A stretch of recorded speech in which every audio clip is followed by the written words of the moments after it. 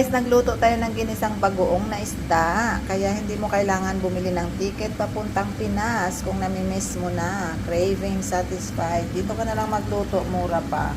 So, ayan guys, today gigisahin na natin yung bagoong na lubo-lubo na ginawa. Maglagay tayo ng mantika. Ayan, konti lang. Natin tong bawang at saka ginger. So, ayan, nag-brown na yung bawang. Ilagay na natin yung sibuyas.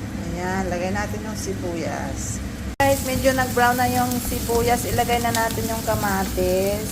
Ayan siya, oh. Lagay na natin.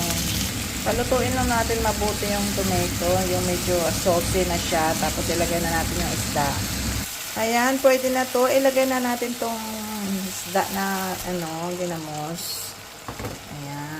So, ayan na siya guys, yung bagoong na ginamos. Ay, bagoong na ginamos. Bagoong na isda, ginawa lang natin. Nakabili tayo sa market. So, ayan, niluluto na natin.